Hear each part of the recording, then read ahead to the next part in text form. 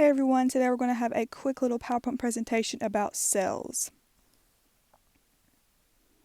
So let's start off with cells and cell theory. Cells are the smallest single unit that can maintain life. Within each cell are a collection of organelles that perform specific functions. Every living thing is either a single cell or made up of multiple cells. Animals, plants, humans, even bacteria. Cell theory. In 1855, a scientist named Rudolf Virchow studied, proved, and combined the published work of other scientists and drew an accurate conclusion about cells. His hypothesis was called the cell theory. The cell theory includes all living things are made up of cells. The cell is the structural and functional unit of all living things. All cells come from pre-existing cells. Cells contain DNA, which is passed from cell to cell during cell division. Cells are basically the same in chemical composition.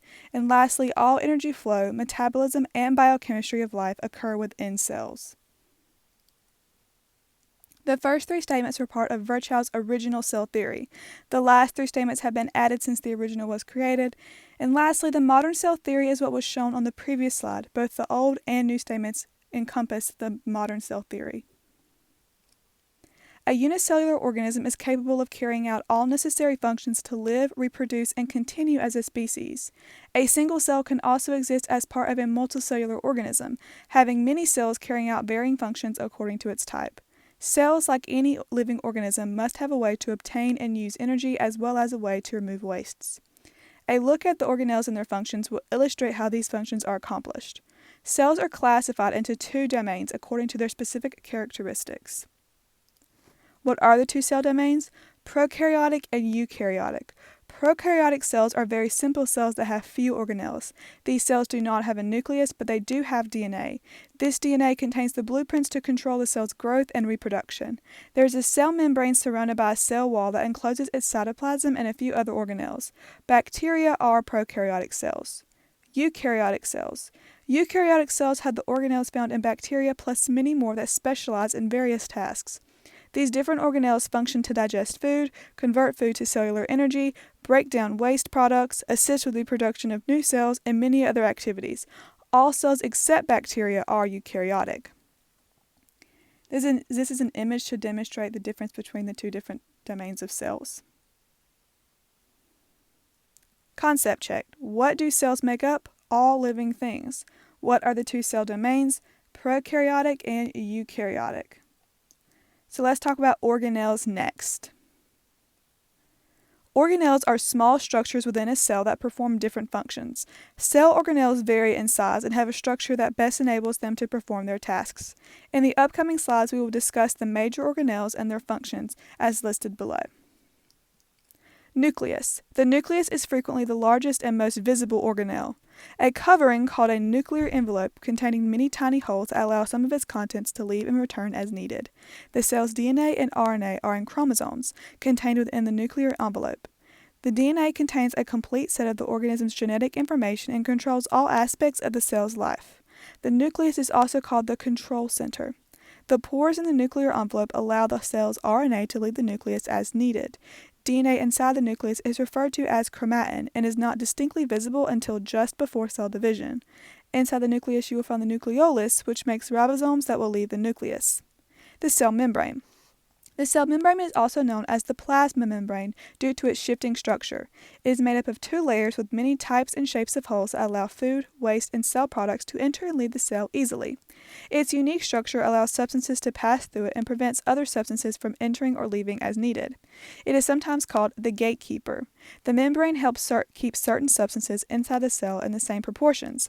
For example, when you eat a very salty snack, the extra salt in your blood could be soaked up by your cells. This would cause the cells to have too much salt and risk damaging the cell. The membrane's job is to prevent this from happening.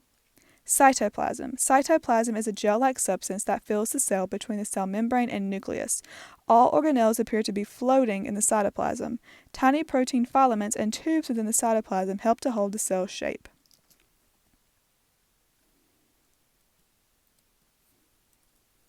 These are some images to help demonstrate the cell's organelles. Next, we have some more organelles. The mitochondria. The mitochondria is a relatively large organelle that converts food energy into a type of chemical energy called ATP. ATP is to humans as gas is to cars. The cell can use this ATP as energy.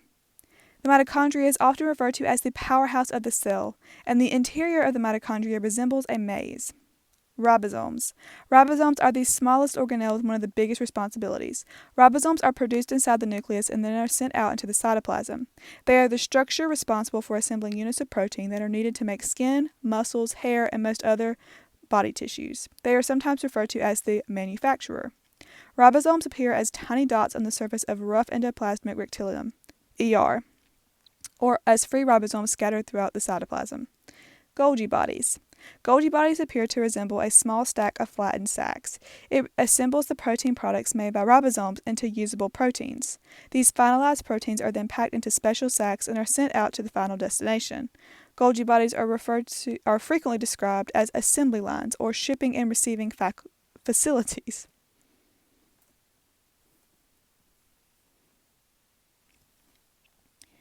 Here are those organelles and their placement in the cell.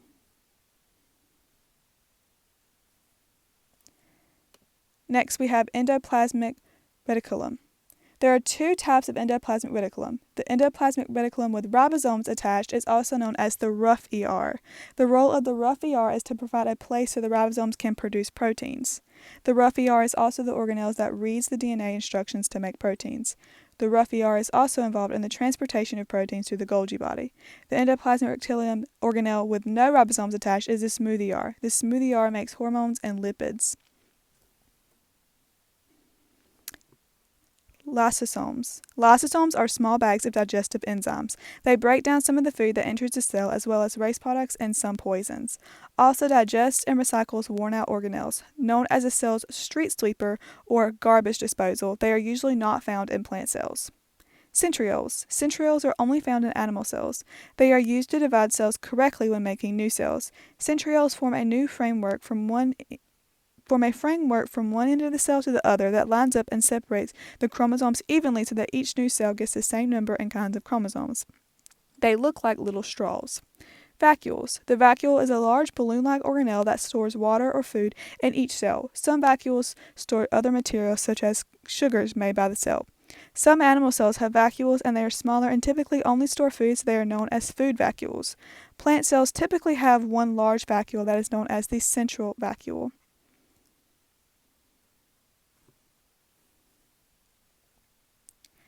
Here they are in their placement in the cell. Lastly, we have the cell wall and chloroplast. Both of these organelles are only found in plant cells.